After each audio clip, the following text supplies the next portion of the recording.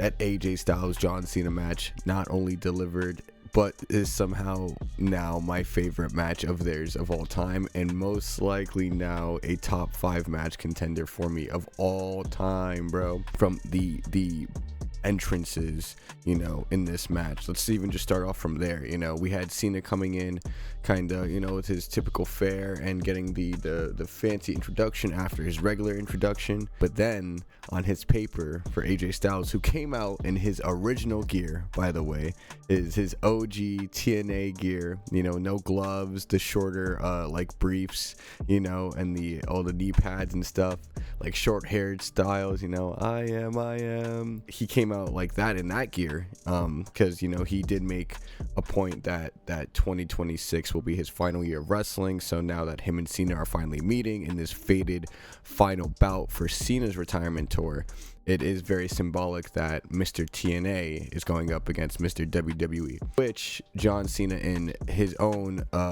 awesome way, kind of giving honor and credit to Styles, prepared an intro for Alicia to read for AJ Styles as well. That was the face that ran the place, you know. He's Mr. Total Nonstop Action, you know, the leader, the de facto best leader of the Bullet Club. You know, it was really cool of Cena to really lean in all that and give AJ his proper due, because these two, while Cena did have a lot of formative rivals in Orton and Edge, you know, Styles and Cena, to me, exemplified the greatness of pro wrestling in it coming from multiple places, and seeing that clash in a great feud, you know, and it culminated in this, which led to this match now, is honestly beautiful, and it's only possible in pro wrestling. Now when we get to the match itself, it's just another like love letter to all the opponents that built up these men. The commentary team kind of said it, Cole and Wade, which I think did a great job in just being lost in the moment, I think, with what was going on in that match, and just being there with the crowd as well there in Perth, who was so excellent, eating up every single move, pin, just reaction, you know. And even at a point, we're like dictating the match. A lot of perfect wrestling matches, though, it's very much like these wrestlers will be, you know, kind of conversating with the crowd in a way, and the best wrestling matches become kind of, you see that dialogue happen in real time, and the fans and wrestlers and everyone just gets so involved and so engrossed in the moment, you know. And that's what happened here. Every single callback that Cena was doing to Randy, you know, to Taker, you know, to that AJ was doing to HBK, because of those semblances to Samoa Joe, the Bray bro, the sister Abigail, that then led to all the Fireflies. Dude, like I just, the motifs in this match, dude, were just so, they were awesome. An insane display of love for, like I said, all the people that built both these guys up in their characters, you know. And for them to not only you know, have all those motifs in the match, which made it really good, but the way this match was paced, you know, obviously AJ was the one kind of coming in. He's you know, they're both on their way out, but we do know AJ is kind of the technical prowess and, you know, faster of the two. So, you know, he was kind of dictating the beginning of this match, and Cena had to start rallying to kind of get his feet under him, right? Eventually in these signature exchanges and in these awesome spots where, like, for example, the crowd was calling for a 619 after getting a bunch of Randy Orton spots from Cena, you know, and Cena then awesomely throws AJ into the rope, and I think they redo the JBL Rey Mysterio spot where it's the clothesline from hell when Rey is running for the 619, which, like, the crowd is popping because they get that, you know, 619 lean, right?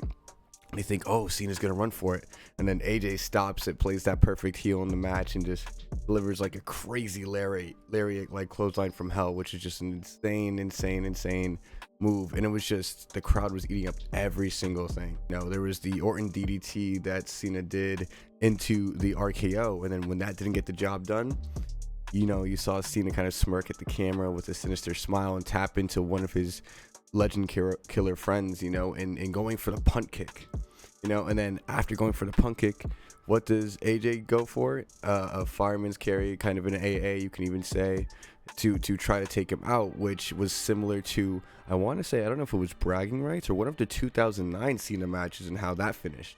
You know, it's just the amount of callbacks were insane. I mean, the finish to the match was crazy.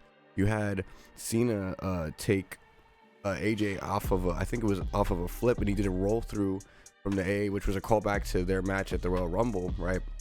Where he did a roll through and a double AA, right? But instead of giving him an AA, he gave him a tombstone pile driver, right? And then rolled that into an AA. And I'm like, yes, that is the finish. You need the help of the dead man, the biggest man in the yard, who first gave you that acknowledgement, and the same one that AJ Styles retired and had his last match with, right, at WrestleMania in the Boneyard match, you know, and that was the final nail in the coffin, like, you know, no pun intended, to end the match. So it was just insane love letter to pro wrestling from two of the greatest in the world, who were built by the people that they honored in this match. And this match was probably, I know I've said this maybe recently a lot, but I can't lie, this is probably one of the best, if not the best, WWE match ever. I think Michael Cole and Wade kind of felt that energy too, you know. So it was one of those magical moments that you can't really, it's very much lightning in a bottle, you know. So now we're all kind of thankful everything went down the way it did, because without that, you don't have this crowd in Perth, you don't have these two here at this moment in this very period in time to really make magic, you know. So, you know, if anything, I think especially with this last couple runs, even though I guess it's not a proper story, I do think when we do look back on the Cena retirement tour and the moments, you know, and the isolated nights we've had with it, they've been some of the best in pro wrestling ever. The over delivering on all these matches and what they mean for not only Cena but for everyone, you know, back us as fans, and, you know, motifs to all the great wrestlers that helped prop everybody up, help prop Cena up. It's just beautiful, and it makes me look forward to actually AJ's retirement kind of tour, and if he wants to kind of do similar things in his matches going forward. And he's always someone to have great matches with everybody, so that's actually going to be more exciting to see now. And I think going into 2026, you know, it's going to be a really fun and interesting time for AJ as well. So overall, holy crap, that match was awesome. Let me know what you guys thought about the match. It was so good. I genuinely think it's probably the greatest WWE match of all time, you know, or at least up there. That was oof.